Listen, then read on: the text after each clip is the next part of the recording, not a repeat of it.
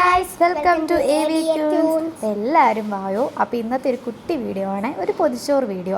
ആരാ ഉണ്ടാക്കുന്നത്? ദേവനാണ് നമുക്ക് പൊതിച്ചോറ് ഉണ്ടാക്കി തരുന്നത്. എല്ലാവർക്കും പൊതിച്ചോറ് ഇഷ്ടമല്ലെങ്കിൽ ഇലയൊക്കെ ഒന്ന് കഴുകി എടുക്കാം. നല്ല ഫ്രഷ് ചീര, നമ്മുടെ നാട്ടുമ്പുറത്തുനിന്ന് കിട്ടിയ ചീരയാണ്. നമ്മുടെ വീട്ടിൽ തന്നെ ഉണ്ടായ ഫ്രഷ് ചീര.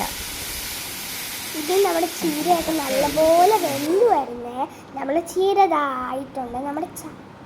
അപ്പം നമ്മുടെ നാട്ടിൻപുറത്തുനിന്ന് കിട്ടി നല്ല ചക്ക സീസണിലെ ചക്കയാണ്. അപ്പോൾ ഇതാ ഒരു മുട്ട പൊരിക്കാം. മുട്ടയില്ലാതെ എന്ത് പൊതിച്ചോറില്ലേ ദേവാ? അതെ, ഒരു മുട്ട ആയിക്കോട്ടെ. അപ്പം സ്വാദിഷ്ടമായൊരു പൊതിച്ചോറിലെ തന്നെ കിങ് ആണ് മുട്ട എന്നാണ് പറയുന്നത്. അപ്പം അതെ,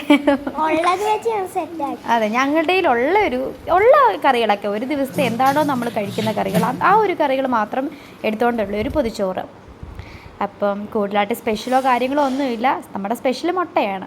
അപ്പം ഇതാ മുട്ടയൊക്കെ നല്ലപോലെ വെന്ത് വന്നിരിക്കുന്നു. നല്ല ചൂട് മുട്ടയാണ് വെന്ത് കിട്ടിയിരിക്കുന്നു. ഇനി നമുക്ക് പ്ലേറ്റിലേക്ക് മാറ്റാം.